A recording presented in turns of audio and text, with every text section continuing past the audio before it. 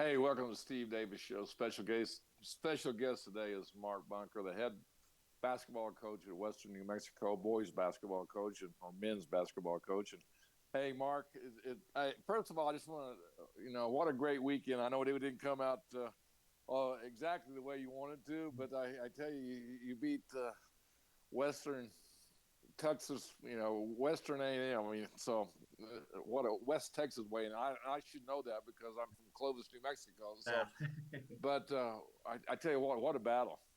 Yeah, I mean, like you said, it's this early part of the season, especially in conference play. I mean, in the last rankings, there was five ranked teams in the Lone Star.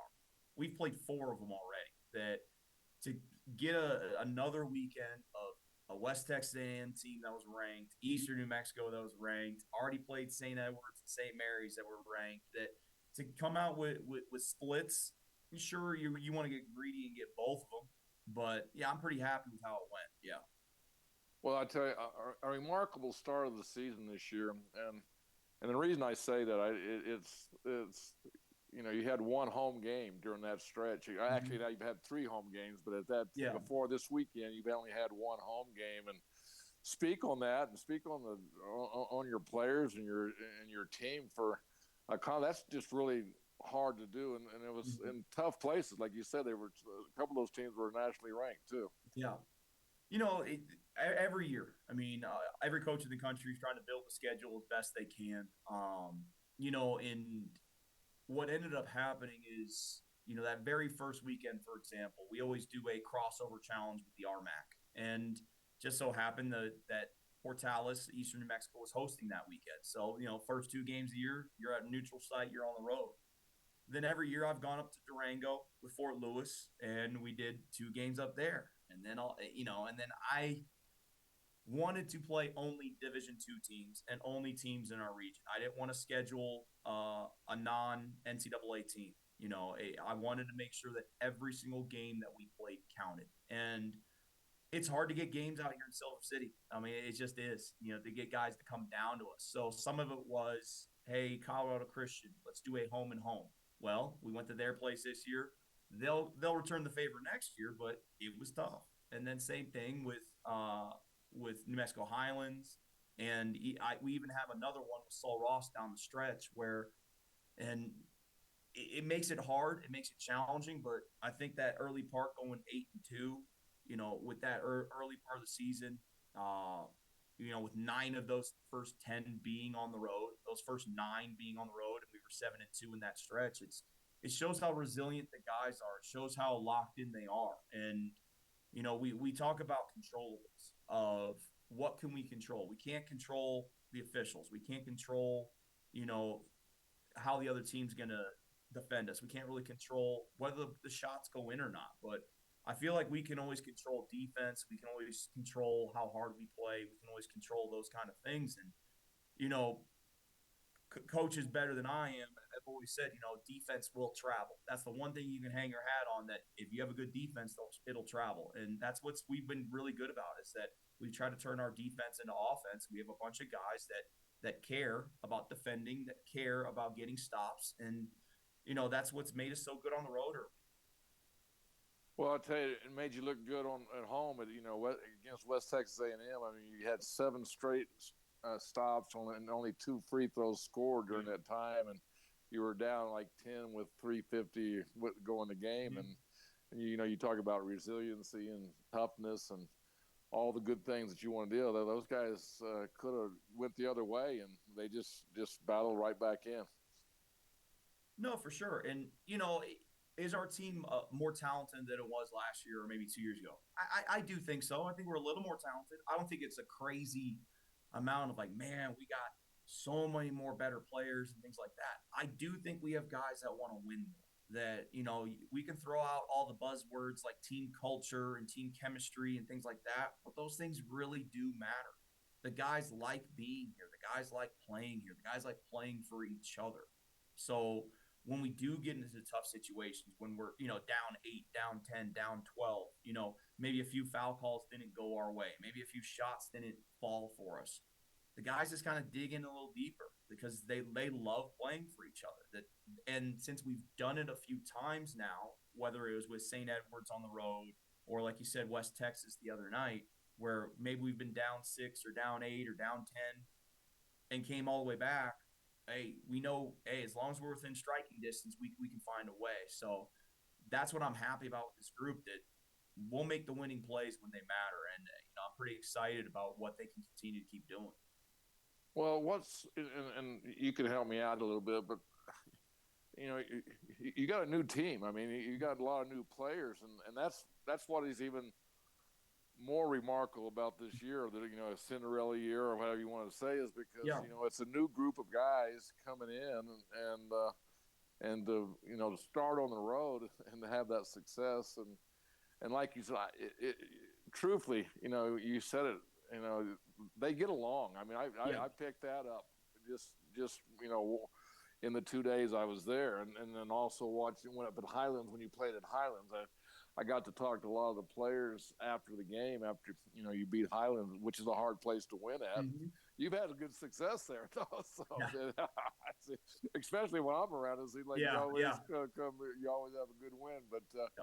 But speak on that. I mean, you've got, and I think your assistant said best is that these guys are older. Okay, that's one of the reasons too. And you kind of hit on it a little bit, saying that they want to win.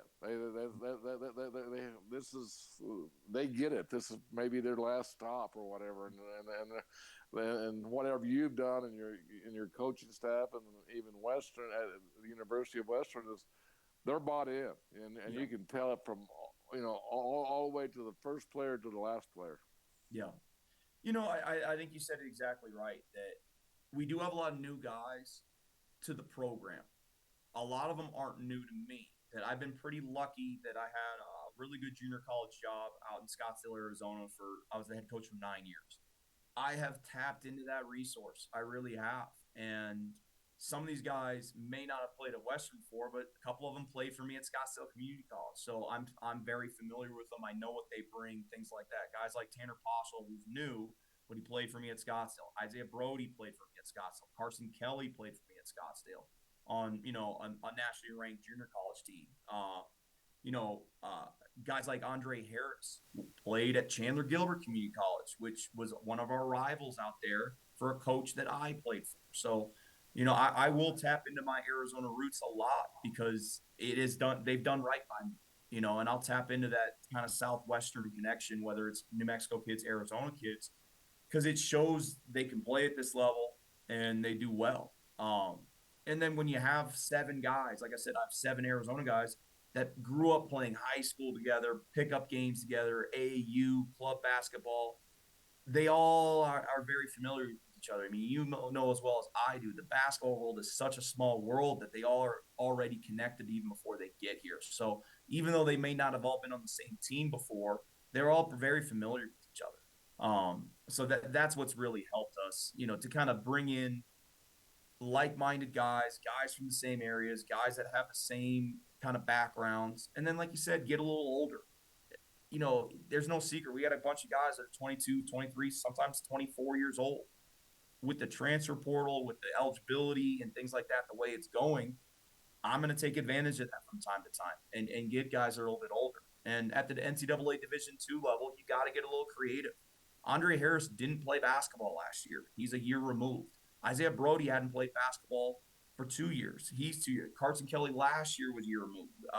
Cortavius Seals was a year removed. So we had a bunch of guys early that were extremely talented and gifted players, but they maybe had a little rocky start, or maybe they had just not a lot of opportunities, maybe after their previous schools. And, I got creative. It's like, okay, this guy I know is good enough to play for us, but he sat out for a year. Let's go get him. And that's kind of the way we've gotten creative with recruiting as well. Is I'll keep tabs on you for a long time to make sure, like, hey, you sure you're done?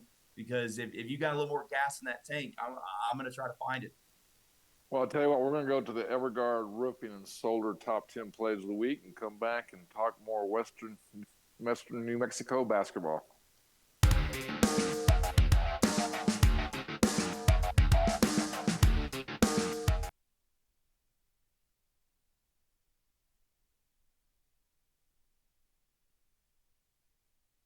We would like to thank the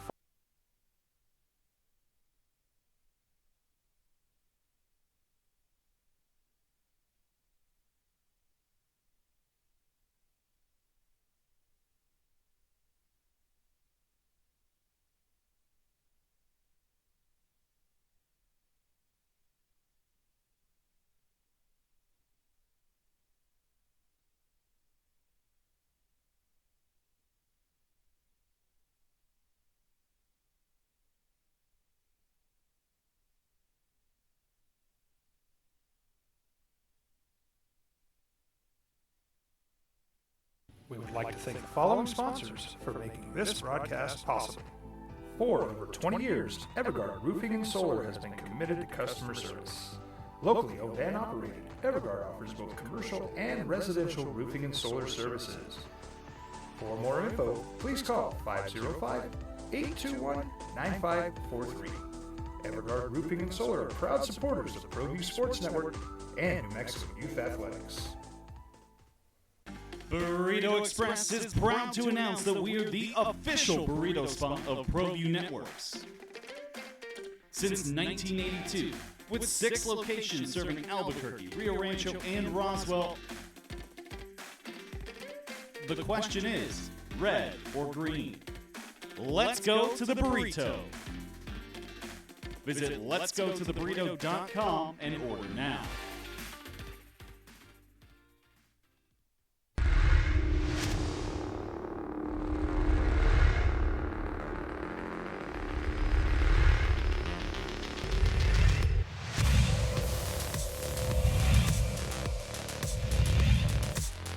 Fold up the court. Sensi Steven feeds Decker. Decker feeds the baskets.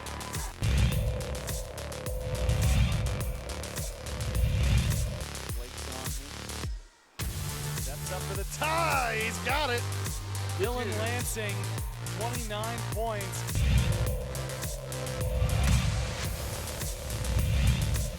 Livingston Volcano to one shot when that now the defense Tennessee's picking up and watch out. Showtime.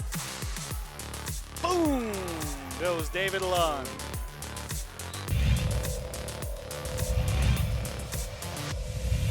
Ended up losing by 1 or 2, I believe, at the end. But it was a packed gym that night to watch these Rams. On a lob upstairs, it's showtime early. It's Bynum to Richardson.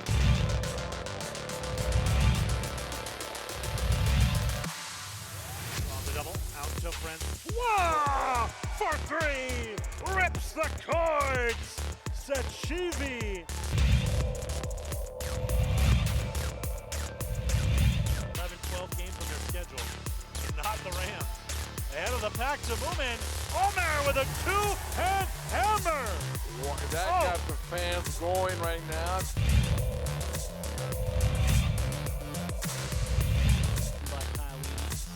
Got Lund behind him though, and David Lund steals it right back away. He's got Koenigsberg in front of him, and David Lund with the hammer.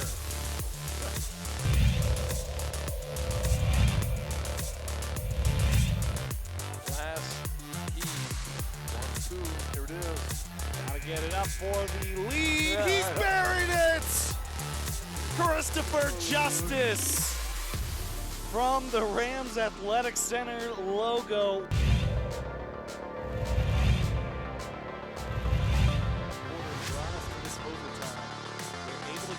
Marcos Chavez back into it and loses that ball. BJ Branzer tried to pass it.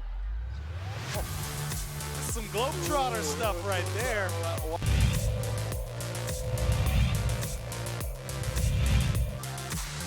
Richardson's hand and let him go. Here we go. Richardson working downhill. Drives, gathers, scores! Oh, what a big-time bucket! Lund, it'll count if it goes. It's no good!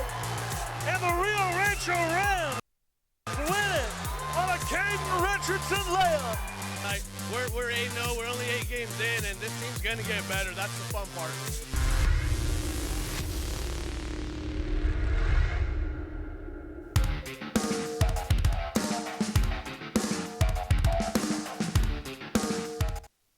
Hey, welcome back. back, Steve Davis Show. We've got Mark Bunker here, head basketball coach at Western New Mexico. And Mark, I mean, you know, successful start this year, and update me on how successful since 1994. Yeah, no, it's we posted something right before Christmas break that it's the most successful season, best start since 1994, and why that 1994 date is so important. It's when Western New Mexico became an NCAA Division II school. So, we talked about it with our guys, we talked about it with our staff and our admin, and it's a really cool deal. It's a really cool accomplishment that this is the best start in D2 history, at Western New Mexico. So we have a long way to go, but it's definitely something that we can hang our hats on of like, hey, we've had a tough start with all these road games, but look at what it's gotten us. So it's pretty cool for sure. Well, something about that, in this weekend, and I know you always want 2 wins, and you want to protect your home court and everything, but and you didn't bring it up, and truthfully, you didn't even talk to me about it at all. Nobody talked to me the whole time. Was it your starting guard was out? I mean, it was. You had probably big concerns going in and playing 2 nationally ranked teams coming in without your starting guard. But the next man up is, you're watching your practice and everything. That's your mentality you have. Yeah, no, and that's the thing is that Carson Kelly, hopefully he's back this weekend. He had an ankle injury right before the break, and he'll be fine. It's just one of those things that just takes time in rehab and things like that. So he'll be fine. It's just like you said, he's our second leading scorer. He's our leader assist guy. He's a guy that did play for me in junior college, so this is actually his 4th year playing for me. So he's kind of like having a coach on the floor type thing. So not having him and then still finding a way to beat a top 15 team, still finding a way to compete, for all 40 minutes against Eastern New Mexico, who's also a ranked team, and probably could have gotten it. It was a 3-point game with 30 seconds to go. That it was definitely one of those things that we probably could have gotten as well. That it just shows you one of how good our team is, especially with depth wise, that like you said, the next man up can still produce for us.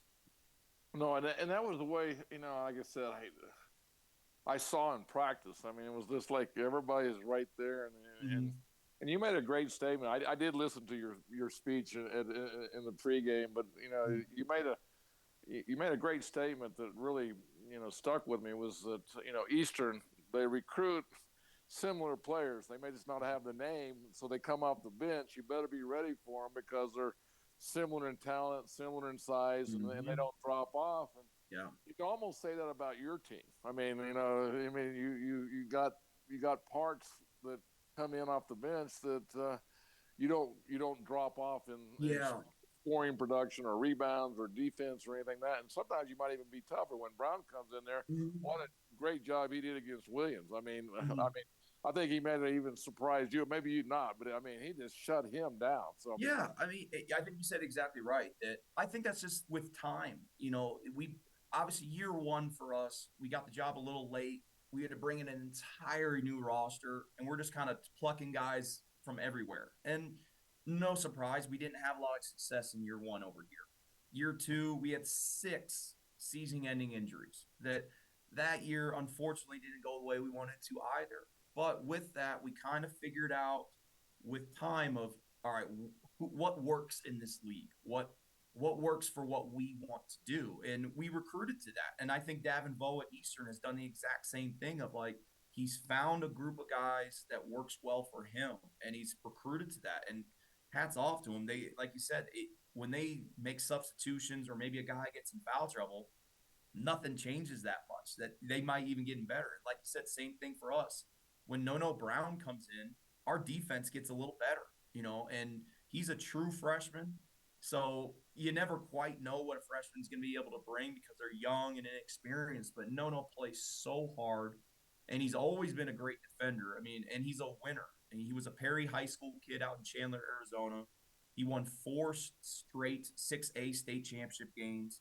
This last season of high school, he was the All-Arizona Defensive Player of the Year that I knew coming in. The one thing I knew he'd be able to do is defend. And he's been great for us that even with Carson out for these last 2 games, we haven't really skipped a beat. You know, Carson's probably the better offensive player, but Nono's the better defensive player. And it's like, all right, pick your poison. And the same thing with guys like Quincy Adams that have stepped up, and James McCallum that continues to do great for us, and Tanner Poschel that comes off the bench and gives us length and versatility. That, yeah, I try to recruit the guys that, hey, if this guy comes out, nothing changes. We don't have to change our offensive schemes, our defensive schemes, nothing. That we can still fire on all cylinders for sure.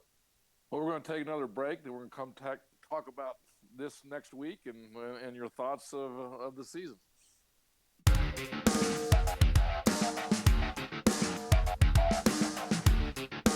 We've been trained, conditioned, and rewarded for doing more.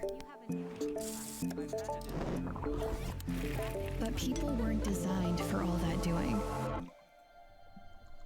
Our bodies need to settle into nothing from time to time. Into nothing at all. In a world obsessed with doing more, we invite you to undo. Eagle Greens and Turf are a family-owned and operated business with over 25 years of experience in the home improvement industry.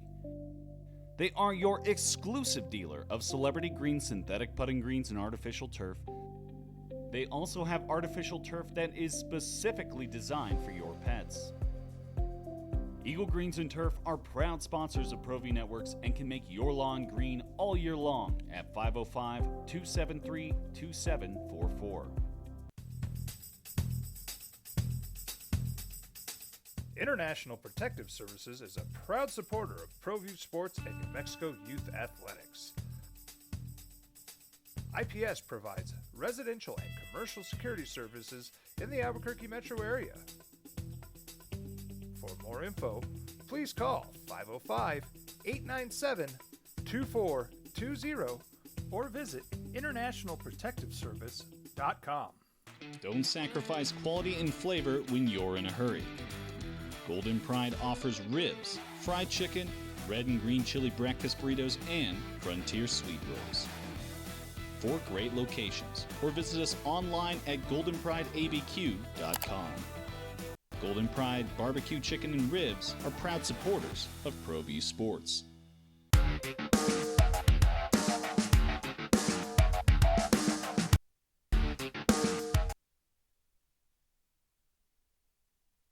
Mark Bunker here from Western New Mexico. And again, I got to thank you. I mean, the hospitality you guys gave me, got to meet your brother, you know. Even Ed was talking about your parents listening to the game. And actually, Ed and I got some compliments, you know, for the West Texas A&M game of, you know, being we're a little bit of a homer, but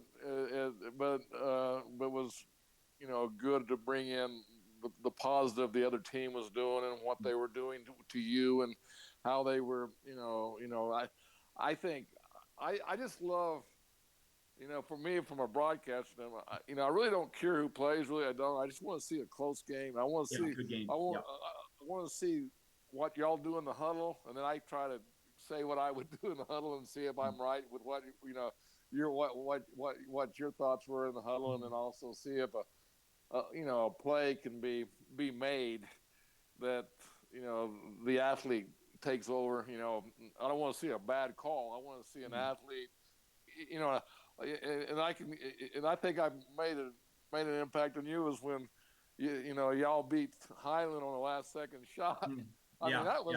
I mean, you don't get to see those things, especially on the road. Especially in live. Right. You're like, you know, and you see it, and you have emotion for that team because that, you know, I just know how hard it is to win on the road, and so anyway, I get into the game, and so does Ed, and so does all the commentators that we get all over the state, but it's, you know, it's just not there. We you know, we want to see you win, and it makes our trip a lot easier too when we drive back or fly back or whatever it is. So Well, I mean, and like you said, when it's a close game, and I think you guys do need to be a little bit homer, but neutral for the most part. I do agree, and people in a way that, you know, like if a call, you know, and I don't like to beat up refs. That's your job. Yeah. That's your job. I just like to, I really, want the crowd to know that we're here, that and I even say that sometimes on the deal. Yeah, we need to stop. We need this or we need that. But it's just fun. Even the trip back all we did was talk about the game. I mean, it was, in what Eastern, they came in there and we had our opportunities and tell you what, Eastern, speak on their behalf a little bit. I mean, that's a tough team. I mean, they're off to one of their best starts in school history too. It's really cool that two teams in the state battling in the Lone Star. Gavin and I would both kind of brag on our teams a little bit and say, hey, we're both top tier teams in the Lone Star. We both come from the same state. It's definitely a really cool time frame for the state of New Mexico that two of your Division II schools are taking to a lot of these Texas schools, and that's fun. And Davin's got a great group, and I've known Davin forever because he was over at South Mountain Community College when I was in Arizona as well. So we've been well connected for a long time too. And speaking on the previous game with West Texas, there's no one better in our conference than Tom Brown. There's no one better. He's the best coach in our conference, bar none. It's not even close. The man's been to like 9 straight national tournaments. He's been to 3 Final Fours, national championship. That whenever you can steal a game from Tom Brown, you need to frame that basketball because he's that good, and his teams are always that good. Whether he loses no players or has to bring in 12 new ones, they're always going to be good. And he's fun to coach against because the strategy is going to be there, the adjustments are going to be there. His teams are going to play really, really, really, really hard. That it was fun to get one against them for sure. Well, again, in your pregame, I listened to you, and the reason I say that Eastern is they're. I'm old-fashioned. I come from the high-low, and that's all you talk. You said, well, hey guys, they don't do anything fancy. They're going to come in, and this is what they're going to do, and we know what we're going to do. We got to go beat them because they executed. And I mean, for that first half, you did a great job. I mean, and I just thought maybe you got a little bit tired. Was a little late on the getting overtime game. The previous game did not help us. Right, but you just seemed like you were a split second on the double teams, a little bit. Yeah, just a little bit late. Just a little bit late, and they just kept pounding into him. I mean, you shut him down. He had 0 points. I mean, 0 baskets. I think he had 4 points at halftime. So, but we're about to run out of time here. Is anything this weekend? You got a big. Every weekend is big, but on the road, this is even huge for you. Yeah, so we go out to Dallas this weekend. We'll play UT Tyler first on Thursday. 7-4 right now. Very good team. Tough environment to play in. And then that Saturday, we get a 1-day break, and then we play Dallas Baptist, who was, preseason picked to win our league, top 5 in the country early in the year. Struggled early, but have now, I think, won 8 or 9 straight. So, and they run a really, really tough defensive system. So it never gets easy. It never does. But hopefully we can find a way to get 2 wins on the road. Like I said, early in the year, we've been road warriors, so might as well keep doing it.